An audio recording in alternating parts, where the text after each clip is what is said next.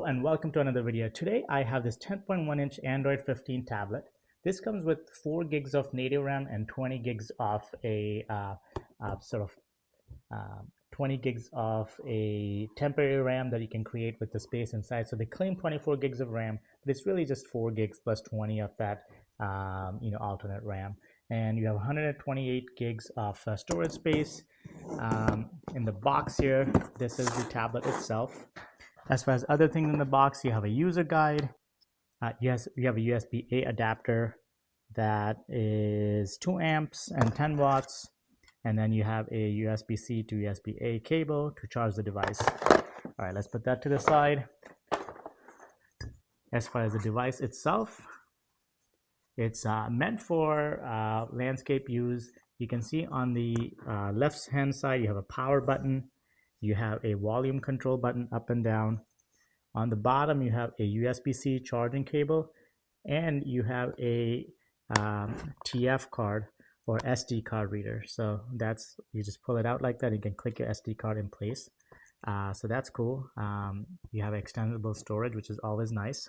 On the bottom, you have 2 speakers. In the middle, you have a mic. On the other side, there are no buttons, and on the top, there are no buttons.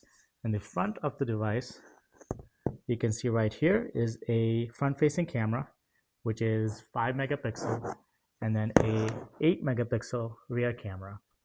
You have a flash on the rear camera as well. On the back, it says "Brilliance in Hand" and some more information about the product. So let's go ahead and turn this on and see how it works. So you can see it's pretty responsive right off the bat. You can see there was no bloatware installed. This is what it came with. I looked through the app drawer and I didn't see any bloatware, which is perfect. A lot of these cheaper tablets might come with bloatware as a way for them to reduce costs by paying for getting paid by advertisers. Not a thing in this one. This comes with Aura Android, which is a particular brand of Android skin. It works pretty well. You can obviously modify like the way you go to your recents and home and stuff like that, just like with any Android. But this is Android 15, so if you're familiar, that's kind of the vibe you're gonna get. Let's go and go to YouTube. I'm gonna pull up my channel videos, and we can see how the quality is. So this is the quality at full screen.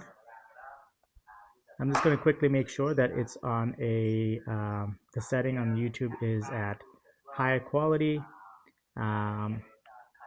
to make sure. So this is a 1280 by 800 pixel screen. So it's about 720 to 1080p would be the best video quality you can get on this.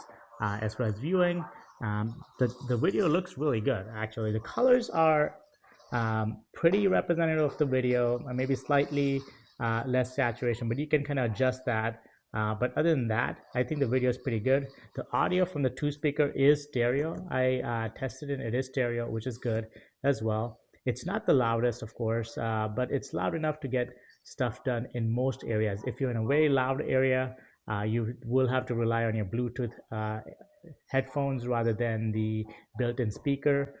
It's definitely not loud enough to listen to audio in a loud area like an airport or a cafe or something like that. But if you're using it in your home, in your bed, this is perfect. The weight, it feels solid when you press it. It's not gonna bend in from anywhere. It feels solid.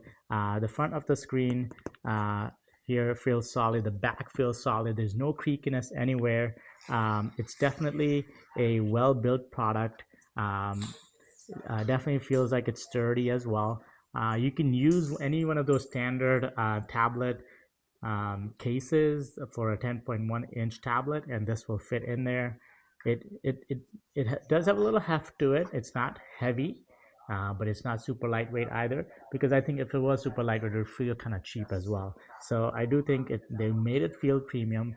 I like the feel of it. It's nice grippy back, so it's not going to easily slip out of your hands. So it's, for the price point, it's a pretty good tablet. You get a 10-inch screen, you get dual speakers, you get a front and a back facing camera.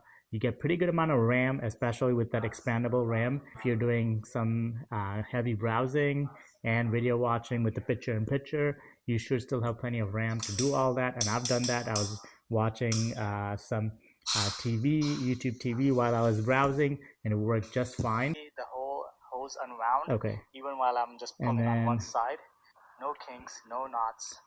Let's go ahead and go to right, this is the jet setting. ESPN here. Quite far. All right, we're gonna try the soaker. You can see it works just fine. You can continue browsing, continue clicking on links, continue reading your articles or news or whatever while watching a video, and it works just fine, which is, I think, what most people do. Most people don't even do this much. People do one thing at a time, but even if you're doing two things at a time, it has no issues, work really well. So I think for most people, this tablet would be just fine.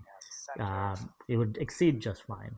But if you're a heavy user, gaming, things like that, obviously this is not going to be the best for you. It's going to have some hang-ups and stuff like that, just inherent to the processor. But it is still a decent processor. Like I said, you can watch a video while browsing. So I think for like 95% of the use cases for tablets that most people do, this would be a great one to purchase. I hope you found this video helpful. If you like this video, please give it a thumbs up. Subscribe to my channel for more videos like this, and I'll see you in the next one.